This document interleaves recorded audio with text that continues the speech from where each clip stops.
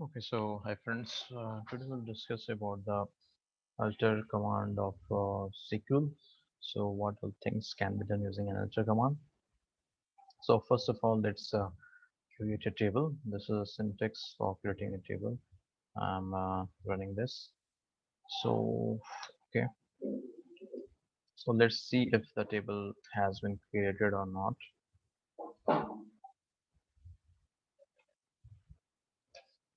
So yeah, the table has been created, and we have the column employee ID, first name, last name, date of birth, and salary. So here I've kept employee ID as a primary key, and so that's why employee ID is coming as a not null here.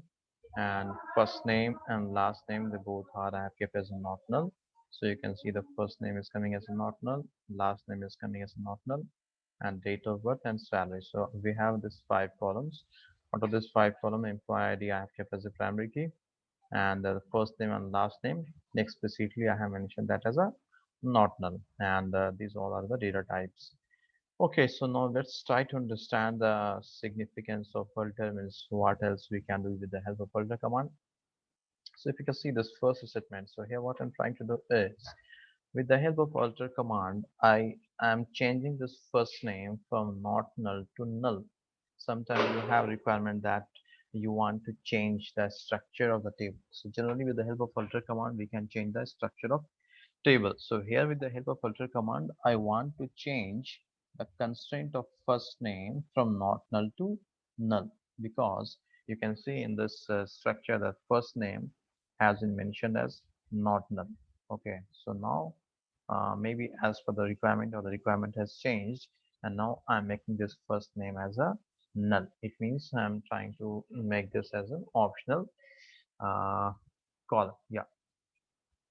Okay, so okay, let's just a minute, let me make this varchar 250. You have to mention the exact data type, what was present at the time, and the null. Let's execute this. So I'm getting the message that table altered, which means table has been modified, or the table has been changed. Now let's verify this whether the table has been changed or not. So whenever you want to see the structure of the table, you have a command DESC, which stands for describe, right? Describe, and the table name. Here we have used the table name as employee. So describe employee. Now let's see whether the changes has taken place or not. So yes, you can see now the first name, the column first name, now it is null. It means it can accept null values as well. But in the previous case, first name was accepting only, it was not accepting null values. So that's why with the help of filter command, you can modify the structure of a table. So here what we have done is we have changed a particular column from not null to null. Now let's try to do opposite of this. Means now I want to make it again not null. So let's see, is that possible or not. So just type not null. Okay, and enter. Okay, again it's telling that table has been altered. The structure of table has been changed. Now let's see whether it has been changed or not. So again you have to use the describe employee and enter. So yeah, of course you can see now the structure has been changed. So now it is from null to not null.